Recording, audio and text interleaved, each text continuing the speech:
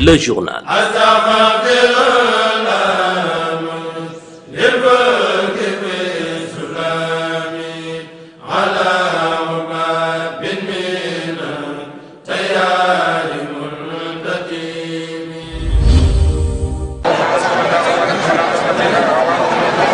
Une mosquée archicomble, des lecteurs de Coran très concentrés sur leurs livres, un recueillement visible et perceptible dans l'atmosphère, une solennité faisant corps avec la prière et l'humilité, tel est le décor que la grande mosquée de Touba a offert dès les premières heures de la matinée de ce lundi 4 août 2014, 7 Shawwal 1435 de l'Hégire. La recommandation donnée par le khalife général des Mourides, Cheikh Sidi Mokhtar Mbacké, a été suivie à la lettre. Les enseignants coraniques en tête se sont déplacés en masse, certains avec leurs élèves, comme celui-ci qui vient de quitter le quartier Bokhantoul Moubaraka.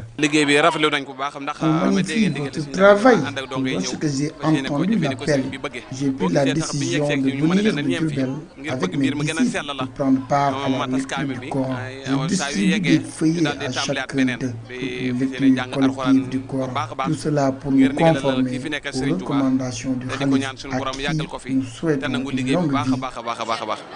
La présence a débordé le cadre de la première salle de prière de la grande mosquée pour s'étendre dans les autres lieux des extensions, comme au nord, à l'ouest et au sud. Une lecture très suivie également par les femmes dans l'espace qui leur est réservé. Les disciples ont également répondu en motivant les lecteurs par de l'eau fraîche, des mets, de la collation, du café, etc. de façon volontaire durant toute la durée de la lecture qu'ils ont acheminé ces repas. C'est cette ambiance empreinte de solennité et de recueillement qui a prévalu jusqu'à la prière du midi.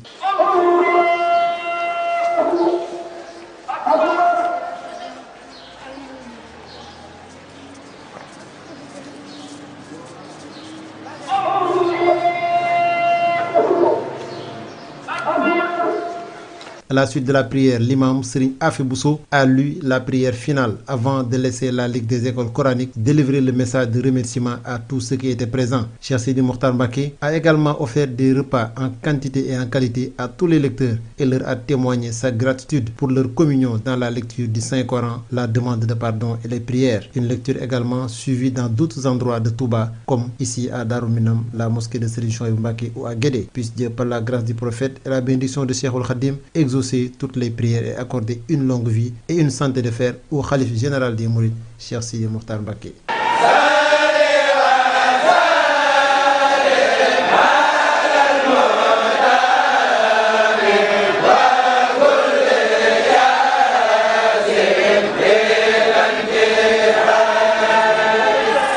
di sant yàlla bu baax ci tawfiix gi ñu suñu borom tawfiixale boole ñu ak kilifa gu mat kilifa.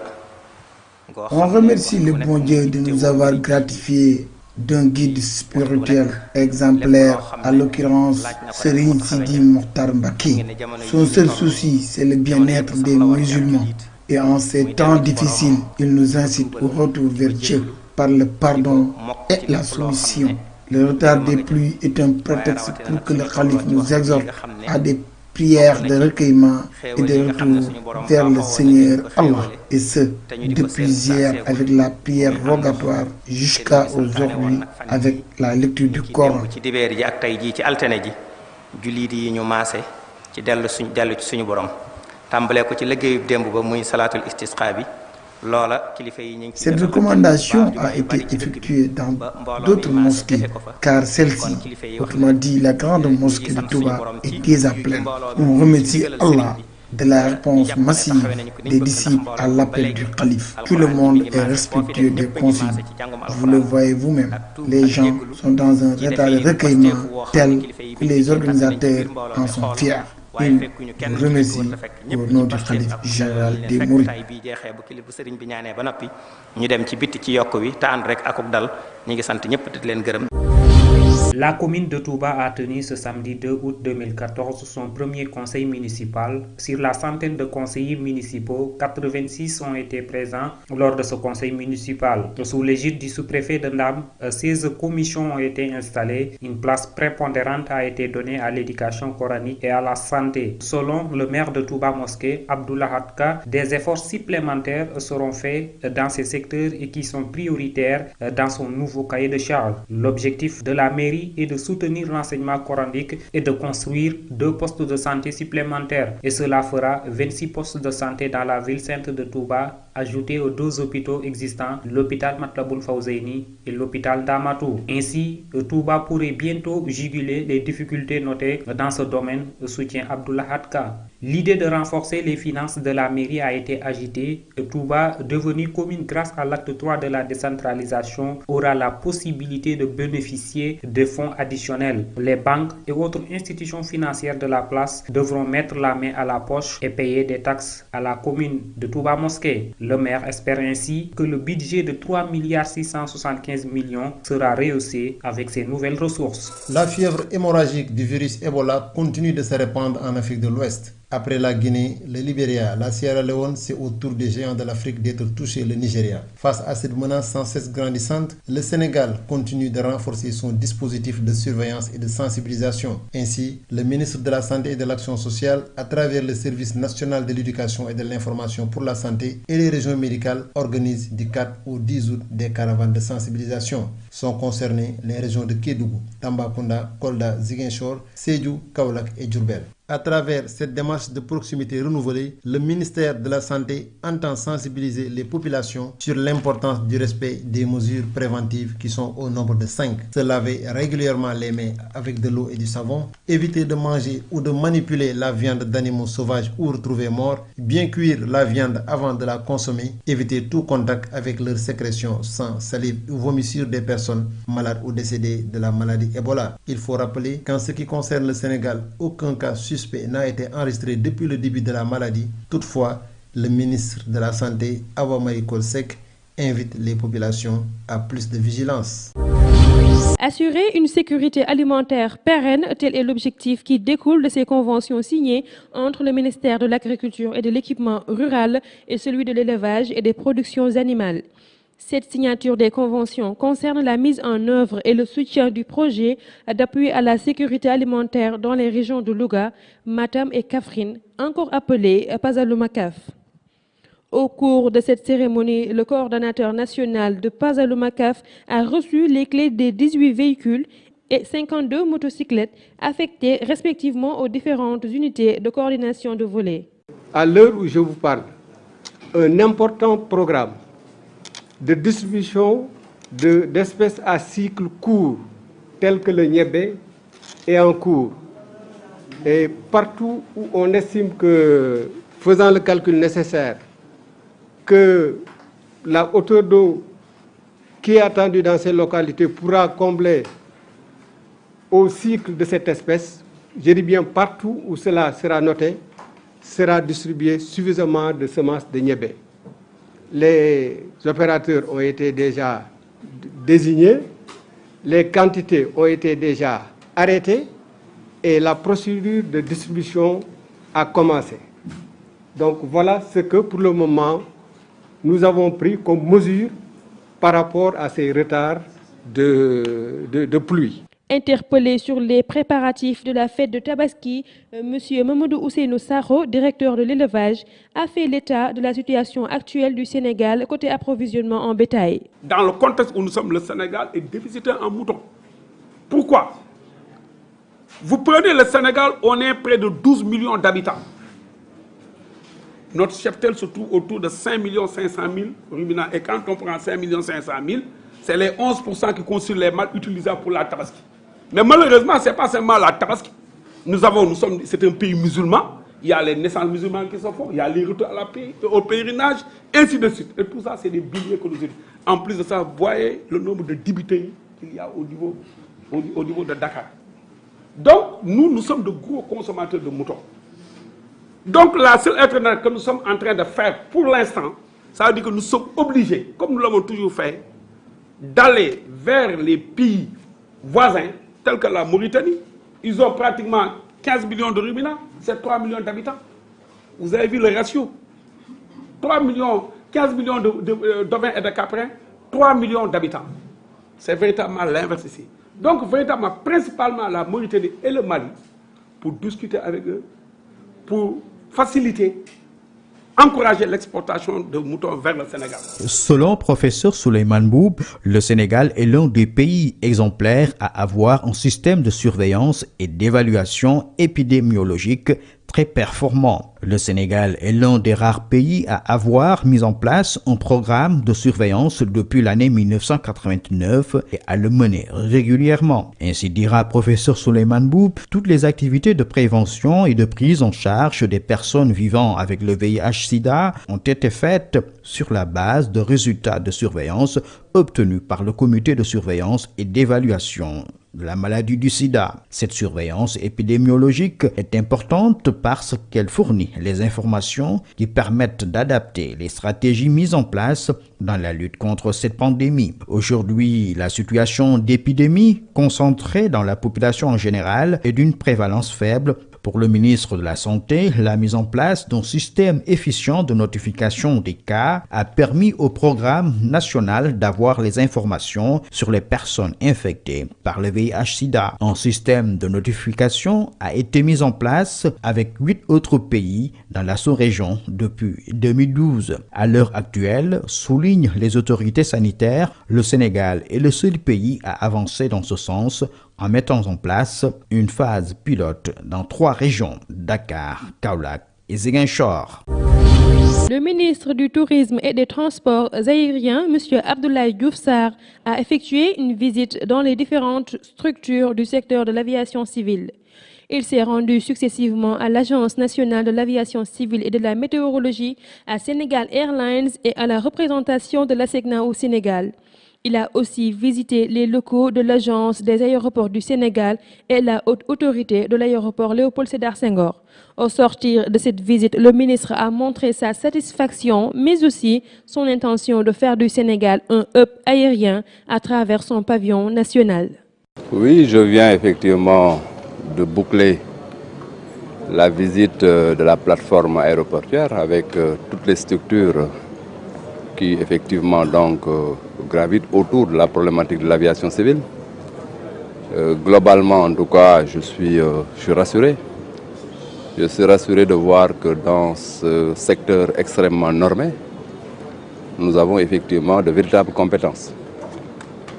Mais autre élément effectivement de satisfaction, c'est de voir la compréhension que ce dispositif de ressources humaines-là a des enjeux en matière donc de transport aérien.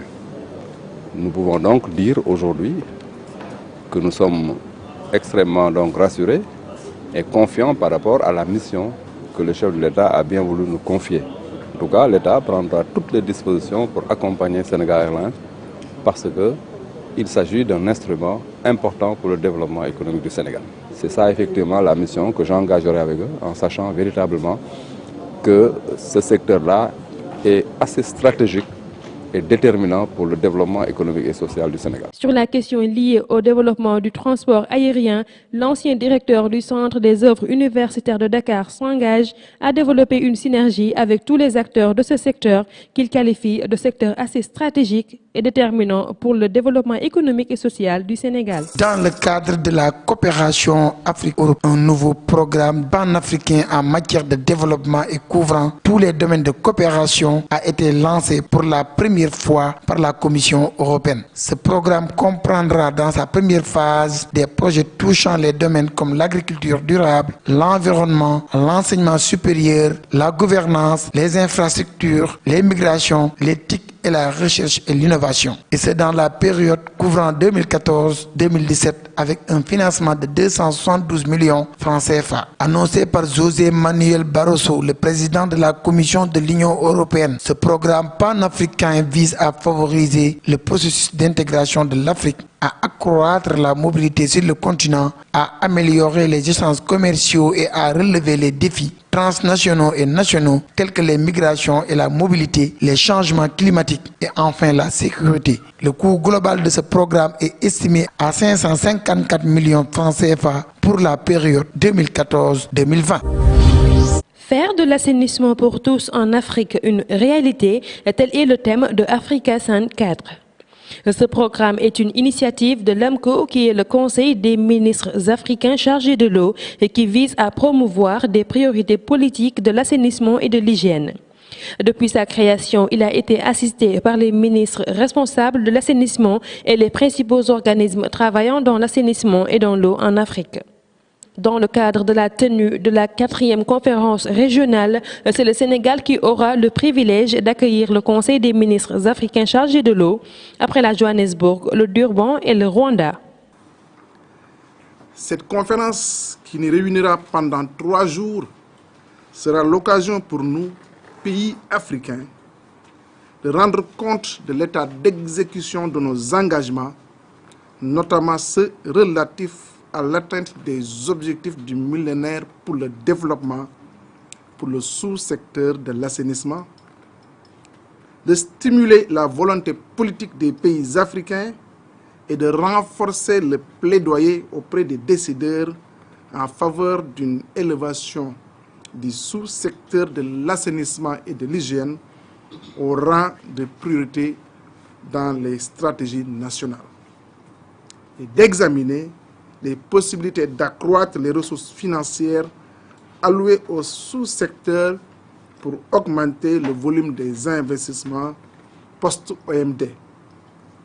Monsieur le secrétaire exécutif, le gouvernement du Sénégal salue en particulier la place privilégiée réservée à l'assainissement dans l'organisation de cette conférence qui marque une réelle volonté de la communauté internationale en général et des États africains en particulier de développer ce sous-secteur, un des facteurs essentiels au développement économique et social de toute communauté.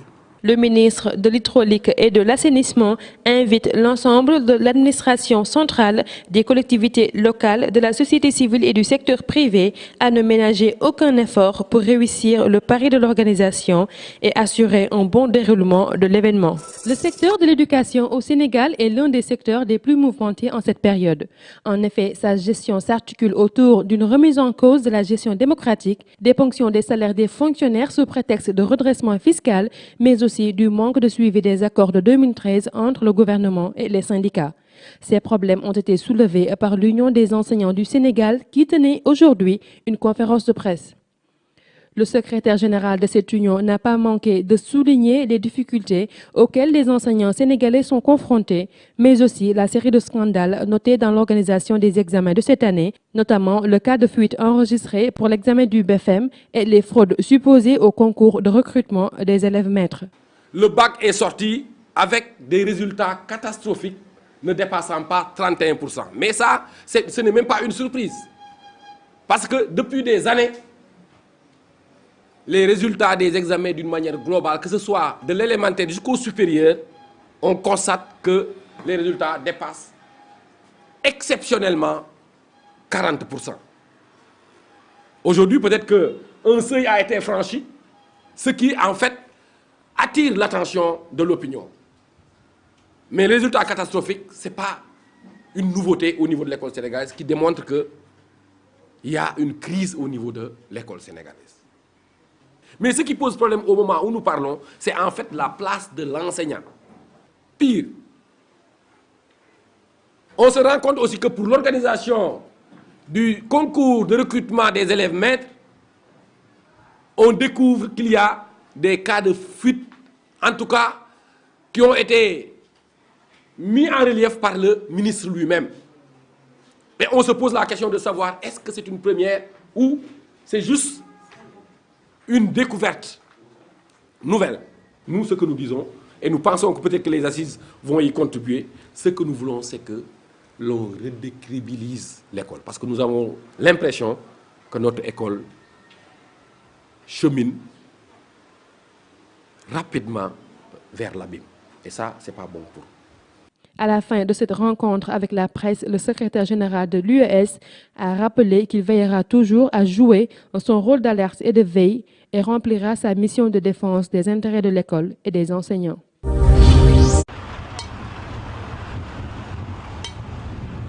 Un arrêté que le préfet de Dakar, Alioune Badara Diop, a pris interdisant toute activité de transport interurbain au niveau des gares routières de Petersen, Colobane et du stade Léopold Sédar Senghor. Le préfet de Dakar explique que cette décision est prise pour permettre l'ouverture de la gare des Beaux Maraîchers de Dakar, située à l'entrée de Pikine. Ouverture qui sera effective à partir de ce lundi. Cette nouvelle gare routière a une capacité d'accueil de 1500 véhicules qui vont assurer le transport entre la région de Dakar et l'intérieur du pays, ainsi que d'autres villes de la sous-région. La nouvelle gare routière va recevoir aussi des bus de la Société publique du transport Dakar Demdik. Les activités des gares fermées seront donc transférées à la gare des Beaux Maraîchers, présentée par les autorités comme la plus grande gare routière d'Afrique de l'Ouest. Le journal.